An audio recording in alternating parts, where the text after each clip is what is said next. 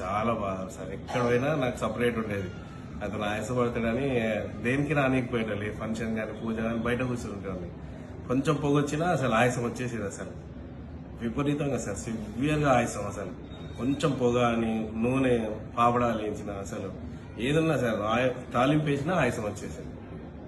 ఇప్పుడు అసలు ఏం లేదు సార్, నార్మల్ లైఫ్ సార్. అసలు రియల్లీ సార్ చాలా గ్రేట్ సార్. అయ్యప్పని నొప్పుతాను, మీ ఇంట్లో అయ్యప్పని చూసుకుంటా సార్. మీరు దేవుడు దారి చూపిస్తున్నాడు. అంతేనా?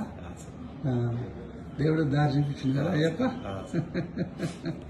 Very good. ఇంట్లో ఎట్లా ఇబ్బందులు ఉండేవి కదా? చాలా ఇబ్బంది ఉన్నాయి సార్. ఏ వర్క్ చేయకపోయాడు. ఫ్యామిలీ లైఫ్ కానీ అన్నిటికీ ఇబ్బంది సార్. అసలు ఇప్పుడు హ్యాపీ, చాలా హ్యాపీ సార్.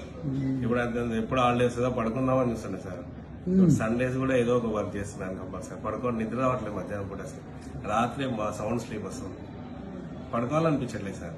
ఏదో ఒకటి అంతకుముందు సండే కానీ ఏదైనా హాలిడే వస్తే నెక్స్ట్ రోజు బ్రేక్ఫాస్ట్ చేసి మొత్తం డే అంతా పడుకునేటప్పుడు. ఇప్పుడు మంచి నైట్ స్లీప్ వచ్చేసరికి మార్నింగ్ అంతా వర్క్ చేస్తున్నాను.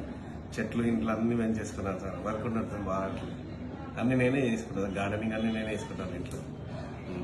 అసలు వంగితే అసలు ఆయాసమే రావట్లేదు సార్. అంతకుముందు బాగా ఆయాసం పడటాను.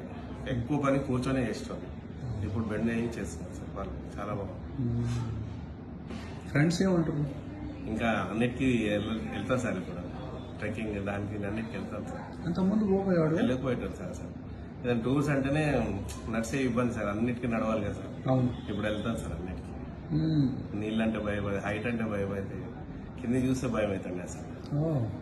శ్వాస ఇదైపోతుంది సార్.